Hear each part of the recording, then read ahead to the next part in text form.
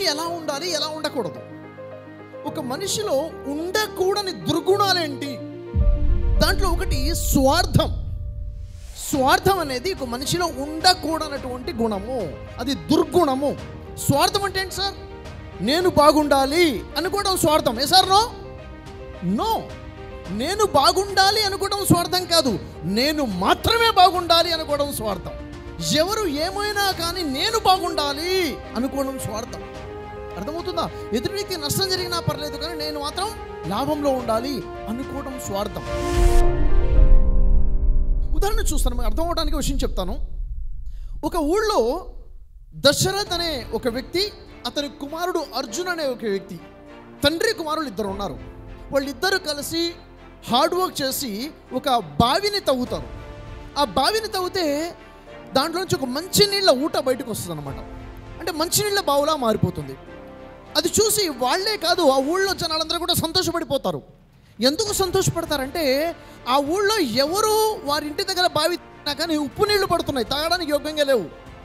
ఏదో ఒకటి ఊరు బయట ఉన్న ఒక బావి ఉంది, దాంట్లో మాత్రమే మంచి నీళ్ళు ఉన్నాయి. ఇక ఆ ఊళ్ళో ఎవరింట్లో కూడా మంచి నీళ్ళు లేవు, వీళ్ళింట్లో మాత్రమే మంచి తీయటి నీళ్ళు వచ్చేసాయి. అందరికీ సంతోషంగా ఉంటుందా లేదా? అందరూ చాలా సంతోషపడ్డారు. ఇప్పుడు మేము ఊరి బయటకు వెళ్ళి నీళ్ళు తెచ్చుకోవాల్సిన అవసరం లేదు, ఇక్కడే ఊరు మధ్యలోనే దశరథ్ వాళ్ళ ఇంట్లో మంచినీళ్ళ బావి పడిందని చెప్పేసి. ఆ దశరథ్ ఏంటంటే ప్రతి వ్యక్తికి కూడా సహాయం చేసే గుణము. అందరూ రండి బావిలోంచి నీళ్లు తీసుకెళ్ళని చెప్పేసి అందరికీ ఆహ్వానం పలుకుతాడు. అందరూ వస్తుంటారు, ఆ నీళ్లు తీసుకుని వెళ్తుంటారు. కానీ దశరథ్ వాళ్ళ కుమారుడు ఉన్నాడే అర్జున్, ఈ అర్జున్ ఆలోచన ఎలా ఉంటుందంటే స్వార్థపూరితంగా ఉంటుంది. అదేంటి నాన్న, నువ్వేంటి అలా చేస్తావేంటి? మనం కదా కష్టపడింది, మనం కదా కష్టపడి బావి తవ్వింది, మన కష్టం యొక్క ఫలితం మనం కదా అనుభవించాల్సింది, వాళ్ళకి ఇవ్వడం ఏంటి అన్న ఆలోచనలో ఉండేవాడు. ఇది మన ప్రాంతం కదా, ఇది మన ఇల్లు కదా, మన కష్టార్జితం కదా, ఇది మన బావి కదా, మనం వాళ్ళకి నీళ్ళు ఇవ్వడం ఏంటి అన్న ఆలోచనలో ఉంటాడు. నాన్న మాత్రము అలా కాదు, నీళ్లు అందరికీ ఇవ్వాలి అనే ఆలోచనతో ఇస్తుంటాడు. ఇలా రోజులు గడుస్తున్నాయి. కొంతకాలం తర్వాత నాన్నకి అనారోగ్యమయ్యి నాన్న చనిపోతాడు, దశరథ్ చనిపోతాడు. ఆ తర్వాత ఆ ఇంటికి యజమానిగా ఎవడున్నాడు చెప్పండి? కుమారుడు అర్జున్ ఉన్నాడు, యజమానిగా ఉన్నాడు. తన ఆలోచనలు ఏంటి?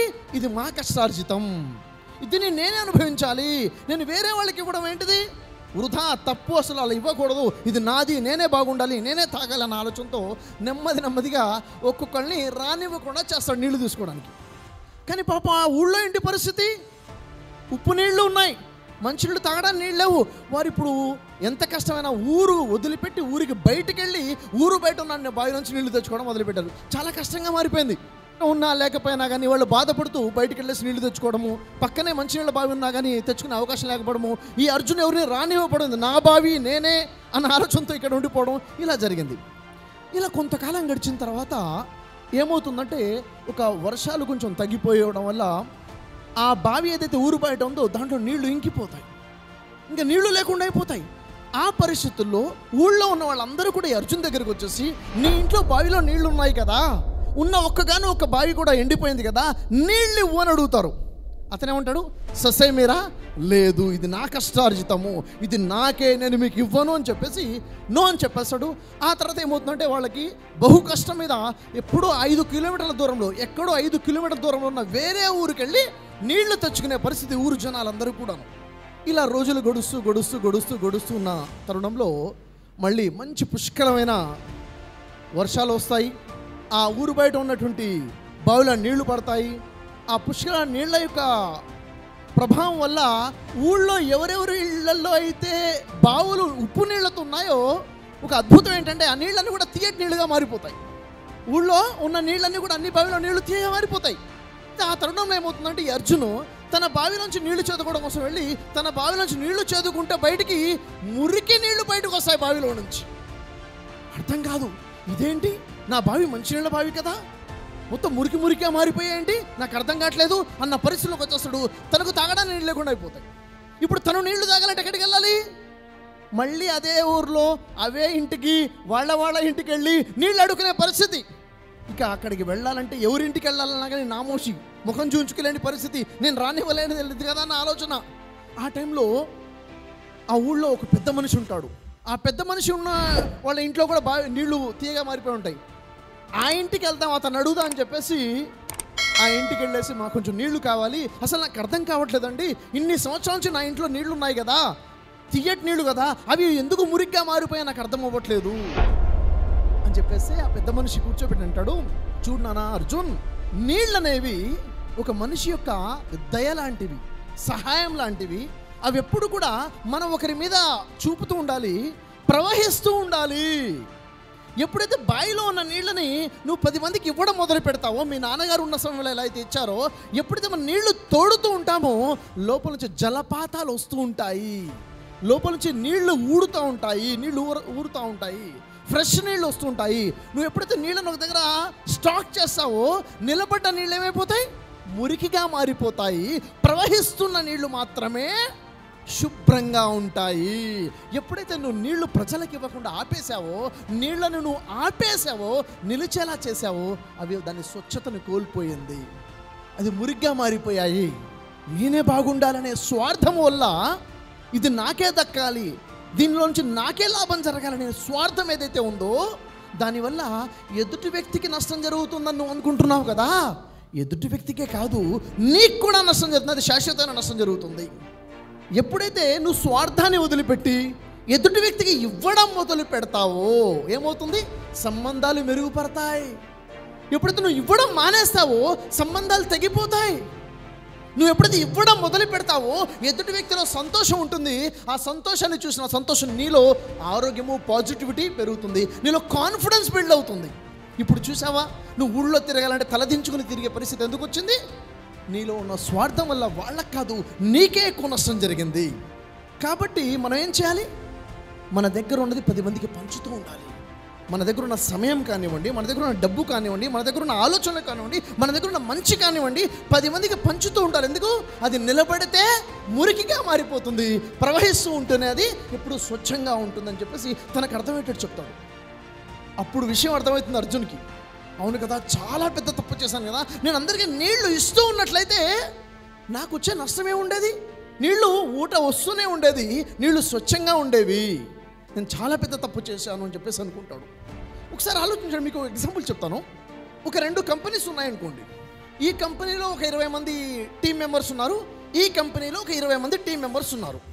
వీళ్ళిద్దరి ఆలోచన విధానం ఎలా ఉందంటే, ఈ మొదటి కంపెనీలో ఉన్న 20 మంది కూడా వారి ఆలోచనలు అంటే వారి ఐడియాస్ని అందరూ ఒకరికొకరు పంచుకుంటున్నారు అనుకోండి. 20 మంది కూడా ప్రతి వ్యక్తి తనకు వచ్చిన ఆలోచన మిగిలిన 19 మందితో ఇలా పంచుకుంటున్నారు వీళ్ళందరూ. ఈ సెకండ్ కంపెనీ ఏదైతే ఉందో దీంట్లో ఉన్నటువంటి 20 మంది ఎవ్వరు కూడా ఎవరితో కూడా వారి ఆలోచనలు, ఐడియాస్ పంచుకోవట్లేదు. ఇప్పుడు చెప్పండి, ఈ 2 కంపెనీస్ ఇలాగే ముందుకెళ్తే కొంతకాలం తర్వాత ఈ మొదటి కంపెనీ భవిష్యత్తు ఎలా ఉంటుంది, రెండో కంపెనీ భవిష్యత్తు ఎలా ఉంటుంది? మొదటి కంపెనీ ఎక్కడైతే ఆలోచనలు పంచుకుంటూ ఉన్నారో ఆ కంపెనీ చాలా వృద్ధి రేటుకి వెళ్ళిపోతుంది. ఎందుకని, ఒక వ్యక్తికి ఉన్న ఆలోచన ఒకటే, కానీ ఇంకా 19 మంది ఆలోచనలు ఇతను పంచుకోవడం వల్ల ఇతని ఆలోచనలు పెరిగాయి, ఇతనికి ఉన్న ఆలోచన వేరే వాళ్ళకి పంచుకోవడం వల్ల దానిలో ఉన్న లోపాలు దూరం అయిపోయాయి, ఒక మనిషికి ఇంకా ఆలోచనలు రావడం పెరిగింది, అందరూ కూడా కలిసికట్టుగా ముందుకెళ్ళారు. ఎసార్నో అదే రెండో కంపెనీ వాళ్ళ ఐడియాస్ని పంచుకోకపోవడం వల్ల ఎవరి ఆలోచనలు వీరికి రాలేదు, వీరి ఆలోచన పంచుకోలేదు, కాబట్టి వీరి ఐడియానే వీడు మర్చిపోయాడు, వీరి ఆలోచనలో ఉన్న లోపాలు వీడికి అర్థమూ కాలేదు. ఇక అర్థమవుతున్న విషయం ఏంటంటే, మన దగ్గర ఉన్నది ఎప్పుడైతే ప్రజలకి ఎంత ఎక్కువగా పంచుకుంటూ వెళ్తామో అప్పుడే మన అభివృద్ధి, మన డెవలప్మెంట్ ఉంటుంది. అది ఆనందంలో కానివ్వండి, ఆర్థికంగా కానివ్వండి, ప్రజల్లో ఉన్న గుర్తింపు, సంతోషంలో కానివ్వండి, డెవలప్మెంట్. స్వార్థం అనేది దుర్గుణం. మనం అనిపిస్తుంది, నేను ఇది 10 మందికి ఇవ్వకుండా, ఎవరికి చెప్పకుండా, నేను స్వార్థంతో నేనే మంచుకుండాలి అనుకుంటే చిన్నపాటి లాభము టెంపరీగా కనిపిస్తుంది, కానీ లాంగ్ టర్మ్లో ఏమవుతుంది, నష్టపోతాము. అనడానికి అర్జున్ ఎగ్జాంపుల్ పనికొస్తుందా లేదా మనకి? Yes are no? సో ఇప్పుడు మీరేం చేయాలో తెలుసా? ఇప్పుడు మీరు ఆలోచించుకోండి, అసలు మీ జీవితంలో ఏ ఏ బ్లెస్సింగ్స్ అయితే మీకున్నాయో, మీ తెలివితేటలు కానివ్వండి, మీ దగ్గర ఉన్న సమయం కానివ్వండి, వింటున్నారా, మీ దగ్గర ఉన్న ఏ ఏ బ్లెస్సింగ్స్ని మీరు ప్రజల వద్దకు వెళ్లకుండా ఆపేస్తున్నారు, వాటిని ఏం చేయాలి? ఇప్పుడు మీరు ప్రజల కోసం ఉపయోగపడేలా చేయండి. స్వార్థం మనిషికి పనికిరాదు. మనం ఏం చేయాలి? షేరింగ్లో ఉండాలి. Sharing is caring. షేరింగ్లోనే డెవలప్మెంట్ ఉంది, మన హ్యాపీనెస్ అయినా, మన హెల్త్ అయినా, మన కాన్ఫిడెన్స్ లెవెల్స్ అయినా, హ్యాపీ హార్మోన్స్ రిలీజ్ అవ్వడమేనా, రిలేషన్స్ బిల్డ్ అవ్వడమేనా? ఎక్కడుంది? స్వార్థాన్ని వదిలిపెట్టడంలో, షేరింగ్ అనే కాన్సెప్ట్లోనే ఉంది. ఓకే, ప్రతి ఇంట్లో కూడా ఈరోజు అప్పులు అనేవి సర్వసాధారణం అయిపోయాయి. ఈరోజు చూడండి, ప్రతి దానికి ఖర్చులు పెరిగిపోయాయి, ఎక్స్పెన్సెస్ బాగా అయిపోయినాయి. మనిషి ఇన్కమ్ దానికి సరిపోవట్లేదు, అప్పు చేయడం తప్ప వేరే మార్గం లేకుండా పోయింది. ఏం చేయాలి? ఏం చేస్తే మనీ మన దగ్గర నిలబడుతుంది? లా ఆఫ్ అట్రాక్షన్లో మనం ఏదైతే అట్రాక్ట్ చేస్తామో అది మన లైఫ్లోకి వస్తుంది. కేవలం అట్రాక్షన్ ఏనా? దాన్ని చేసే పద్ధతి ఏంటిది? ఎఫర్మేషన్స్ పర్ఫెక్ట్గా చేసే పద్ధతి ఏంటిది? విజువలైజేషన్ చేసే పర్ఫెక్ట్ పద్ధతి ఏంటిది? గ్రాటిట్యూడ్ ఏ విధంగా ఉండాలి? మన కోసం యూనివర్స్ పని చేసేలా చేయాలంటే ఏం చేయాలి? అండ్ మన లైఫ్లోకి దాన్ని రావాలంటే అది ఎక్కడి నుంచి వస్తుంది? ఇవన్నీ కూడా చాలా క్లారిటీగా రావాలి sir. Authentic way of law of attraction మాట్లాడుతున్నాను. దీనికి బేస్ ఏంటంటే బైబిల్, ఓల్డ్ టెస్ట్మెంట్, న్యూ టెస్ట్మెంట్లో లా ఆఫ్ అట్రాక్షన్ ఫార్ములాసే ఉన్నాయి. ఖురాన్ లా ఆఫ్ అట్రాక్షన్ ఏం చెప్తుంది? వేదాసు, ఉపనిషత్తు, ఇంకా మరి చెప్పాలంటే భగవద్గీత స్ట్రాంగ్గా ఏం లా ఆఫ్ అట్రాక్షన్ ఇస్తుంది. ఇక్కడ కనుక మనం కరెక్ట్గా తెలుసుకుంటే మన లైఫ్లో చాలా గొప్ప మార్పు తెచ్చుకోవచ్చు. ఎవరైనా తన లైఫ్లో మార్పు తెచ్చుకోవాలనుకుంటే, అప్పులు తీర్చుకోవాలనుకుంటే, వాళ్ళ లైఫ్లో డబ్బు నిల్వ అవ్వాలనుకుంటే, ఎప్పుడు కూడా బ్యాంక్ బ్యాలెన్స్ 5 లక్షల నుంచి 10 లక్షల వరకు మెయింటైన్ చేయాలి అన్న ఆలోచన ఉంటే ఖచ్చితంగా ఈ లాస్ నేర్చుకోవాల్సిందే. మన 10 days క్లాసెస్ అటెండ్ అవ్వాల్సిందే. ఈ 10 days క్లాసెస్లో చాలా క్లారిటీగా తెలిసిపోయాయి, అథెంటిక్ లాస్ తెలుస్తాయి, లైఫ్లో మార్పు అనేది వస్తుంది. సో ఈ క్లాసెస్ చాలా ఇంపార్టెంట్.